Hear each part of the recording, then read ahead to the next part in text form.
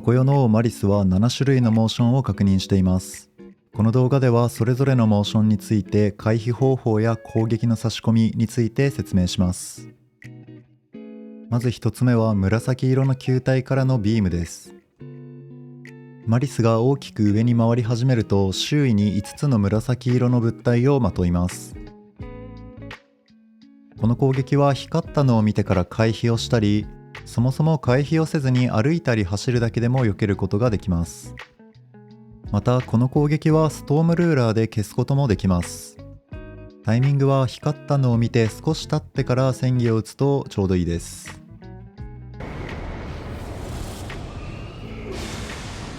またストームルーラーのチャージが完了してたら、ためを離してから1秒くらいは受けることができます。これを活かして反撃のチャンスにするとダメージが取れていい感じです。次は回転して突進してくる攻撃です。体をひねりながら白いもやのようなものをまとうのが予備動作です。この後は頭を下に下ろした後に回転しながら突進してきます。回転し始めたのを見て交差するタイミングで回避を合わせます。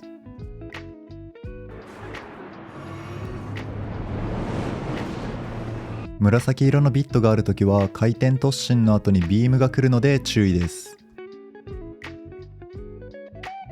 次は小さな泡を連続で落としてくる攻撃です。一瞬頭を上に上げてから横に泳ぎ始めるのが予備動作です。この後の泡は移動してるだけでもある程度避けることはできます。ただこの泡もストームルーラーで消せるので FP があったら泡掃除かつ反撃としてストームルーラーを使うのがいいと思います。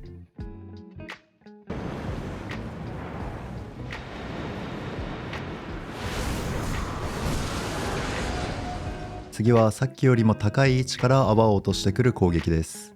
ゆっくりと上空に上がるのが予備動作になります。この後は先ほどよりも大量の泡を落としてきます。この落ちてくる泡は自分の周囲に展開されることが多いです。なので落ちてくる位置に気をつけてればあまり動かない方が当たりにくいと思います。丁寧に処理したい場合はストームルーラーをあえて溜めずに自分の周りに落ちてくる泡を撃墜する感覚で連続で打つのがいいと思います。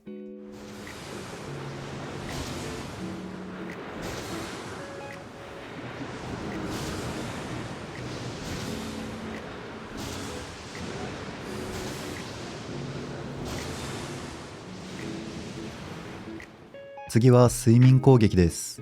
くるくると回りながら素早く飛び上がるのが予備動作です。この攻撃はストームルーラーのためで解除することができます。紫色のビットが展開しているときは睡眠中に定期的にビームを打ってきます。なので相手のビームに対してカウンターする形でためストームルーラーを放ちます。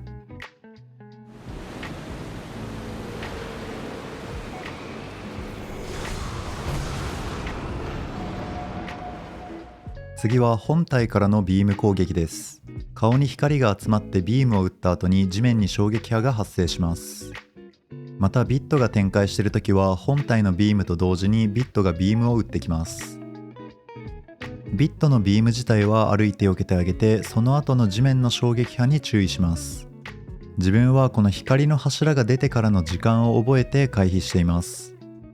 だいたい光の柱が出てからタンタンパくらいで回避してます。タンタンパ。この打った後の頭の位置とかも目印にしようかと思ったんですが、このビームを正面とかで受けると角度が分かりにくくて、ちょっと個人的には難しいかなと思ってしまいました。何かおすすめの見極め方とかがあればぜひコメントお待ちしてます。最後は波を発生させる攻撃です。逆向きになりながら大量の水を吸うような動作が予備動作です。この召喚された波は直線的に移動します。フィールドの水砲とは違って自分をずっと追ってくるわけではないです。また紫色のビットが飛んでるときは波を発現させる前にビームを飛ばしてきます。このビームをかわした後は横から回って波の範囲外に出るようにします。ちちなみにこの波の範囲内にいると少しずつ持続ダメージを受けてしまいます。